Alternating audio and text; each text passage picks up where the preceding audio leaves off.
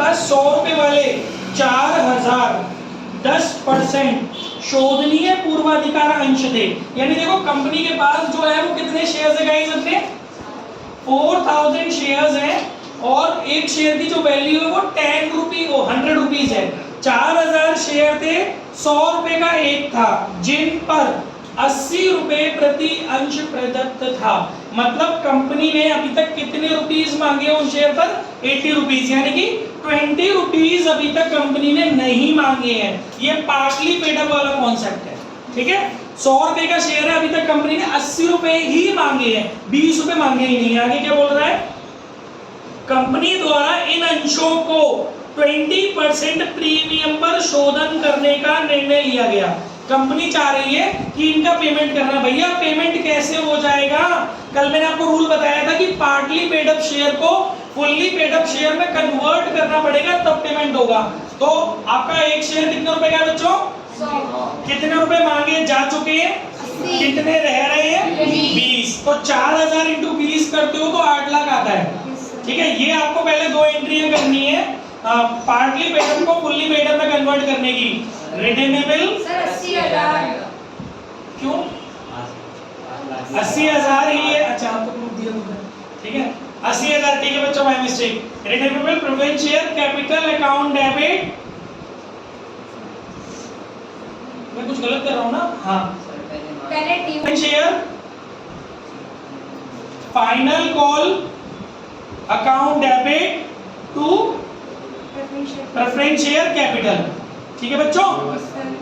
Narration आपको बताइए being final call money due, ये हो गई आपकी पहली एंट्री ड्यू की।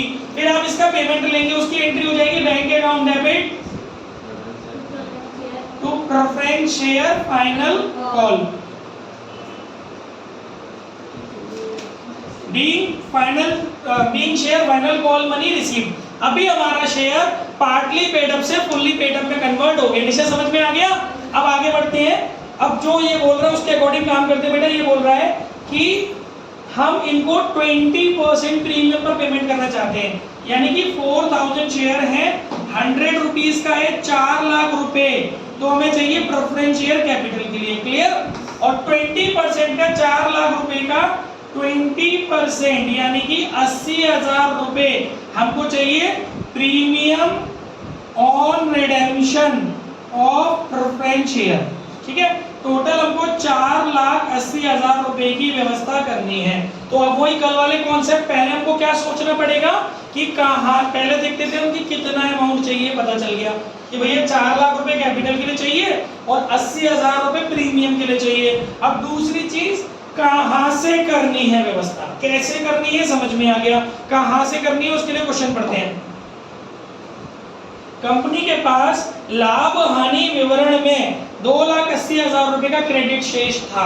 तो बच्चों ये एक इंफॉर्मेशन है, साइड में लिख लेते हैं।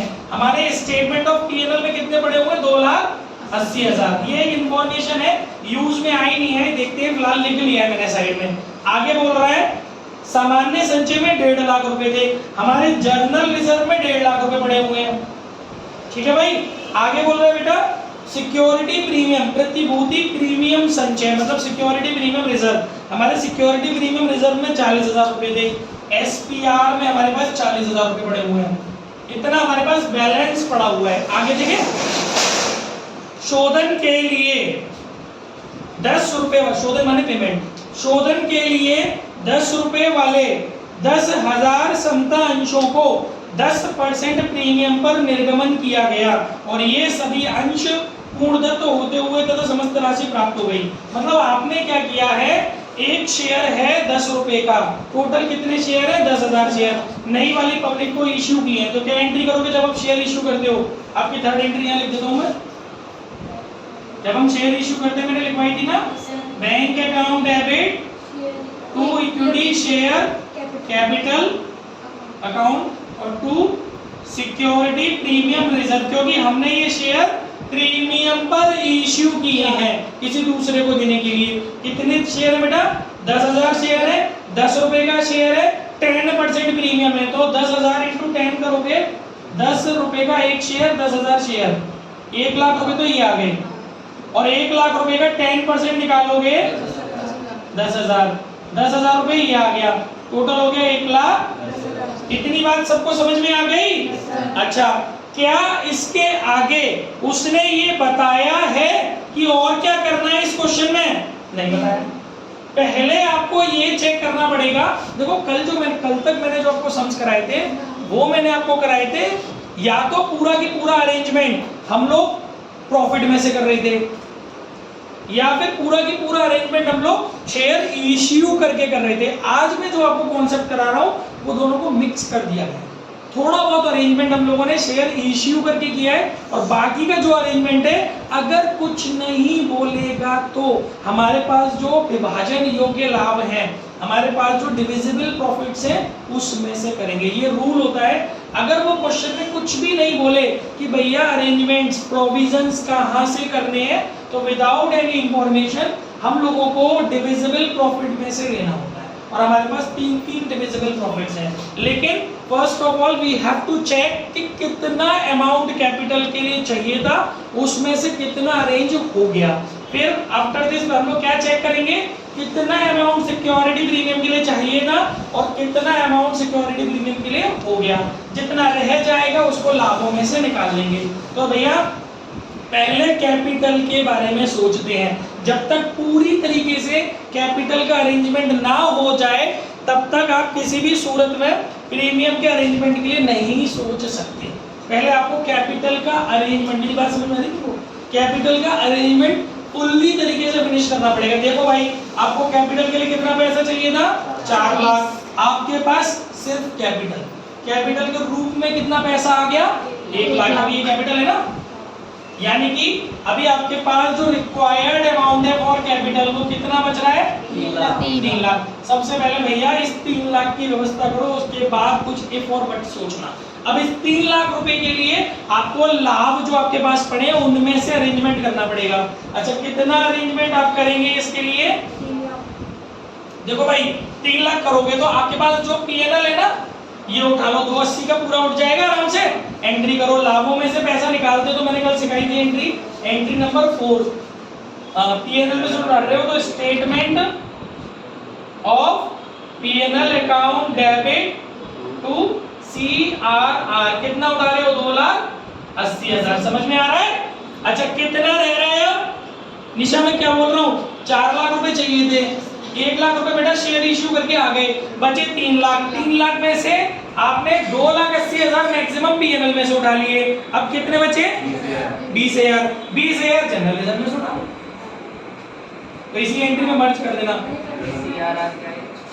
ये क्रिएट करना पड़ता है एक स्पेशल रिजर्व। जब भी लाभों में से कैपिटल के रीपेमेंट के अरेंजमेंट करते हैं तो कैपिटल रिडेम्पशन रिजर्व, किसने पूछा था? सीआर एंट्री पढ़ी है क्या? हमने लिख के दी थी आपको, एंट्री पॉज कर दिया था। रिजर्व होता है, ये एक स्पेशल अकाउंट होता है।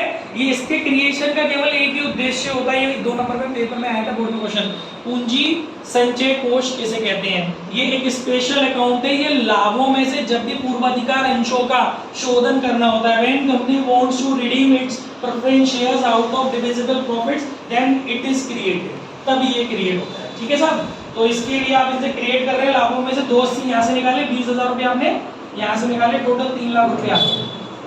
ठीक है, आई होप समझ में आ रहा होगा। अब हमारी कैपिटल की अरेंजमेंट पूरे तरीके से हो गई, लेकिन अभी अपन को सिक्योरिटी प्रीमियम का अभी अपन को premium on redemption of preference share का अरेंजमेंट करना है। अपन को कितना प्रीमियम चाहिए भैया रिडेम्पशन पर? 80,000 पर दी प्रॉमिस। कितना अरेंजमेंट हम लोग कर चुके हैं? 10,000। तो 10,000 तो सिक्योरिटी प्रीमियम में ये पड़े हैं। हमारे पास पहले से भी तो सिक्योरिटी प्रीमियम में पैसे कितने? तो 40 और 10 टोटल सिक्योरिटी प्रीमियम में कितने हो गए? 50। पॉज कर लो बेटा वीडियो, शुरू करूं? तो भाई बात ये हो रही थी कि हमको प्रीमियम का व्यवस्था करना है, प्रीमियम और रिडेम्पशन ऑफ प्रेफरेंस शेयर का अरेंजमेंट करना है। तो जब हमें कितना पैसा चाहिए भैया? 80,000। सबसे पहले आप ये देखो प्रीमियम आपके पास कितना पड़ा हुआ है भैया? 10,000 यहाँ से आया सिक्योरिटी प्रीमियम, और 40,000 हमारे पास ऑलरेडी है। टोटल अपने पास कितने हो गए? 50,000। तो बड़े आराम से 50,000 रुपए तो प्रीमियम में से निकाल लो। सिक्योरिटी प्रीमियम, हाँ ट्रांसफर करने पड़ते हैं ना, इसकी एंट्री कराई है मैंने। सिक्योरिटी प्रीमियम अकाउंट डेबिट कितने 50,000। पर भाई अपन को तो 80,000 चाहिए, अभी 50,000 का ही अरेंजमेंट हो पाया है, बाकी के 30,000 कहां से निकालोगे जनरल रिजर्व में। कितने बचे हैं जनरल रिजर्व में? 1 लाख का हाँ घंटा 1.5 लाख में से कटे 20,000 निकल गए तो 1,30,000 बचे ना। आओ बताओ मेरी बात, ठीक है। तो 1.5 लाख रुपए का जनरल रिजर्व था हमारे पास, 20,000 रुपए हम यूज कर चुके थे, still we have 1,30,000 in our general reserve fund, ठीक है। इस वजह से बड़े आराम से 30,000 रुपए account debit 50,000, general reserve account debit 30,000। भैया काय में डालेंगे पैसा? Premium on redemption of preference share, ठीक है भाई 80,000। ये सब कुछ मैंने एंट्रीज आपको दी हुई है। भाई एक बात ध्यान रखो, लाभों में से जब भी हम लोगों को प्रॉफिट में से पैसा निकालना होता है कैपिटल के लिए, तो बेटा हम लोग एक स्पेशल अकाउंट ओपन करते हैं CRR, कैपिटल रिडेम्पशन रिजर्व। लेकिन जब भी हमको प्रॉफिट्स में से, लाभों में से प्रीमियम के लिए पैसा निकालना होता है तो डायरेक्ट हम उसे काय में ट्रांसफर कर देते हैं, प्रीमियम और रिडेम्पशन ऑफ प्रेफरेंस शेयर। हो गए सारे अरेंजमेंट, 4 लाख रुपए कैपिटल का अरेंजमेंट हो गया, 80,000 रुपए का प्रीमियम का अरेंजमेंट हो गया। अब लास्ट में जो 2 एंट्री होती है वो 2 एंट्री होंगी। क्या होती है वो लास्ट की 2 entry? Redeemable preference share capital account debit कौन से अमाउंट से होती है? जो रिक्वायर्ड अमाउंट है 4 lakh. Premium on redemption of preference share account debit कितना? रिक्वायर्ड 80,000। मैंने बोला था डायरेक्ट पेमेंट नहीं करते, पहले ड्यू करते हैं to redeemable preference share holder, to redeemable preference share holder, ठीक है।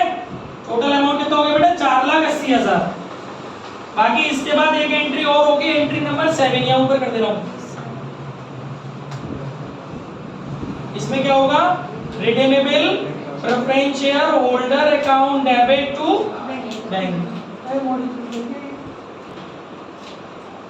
ठीक है जी। चलिए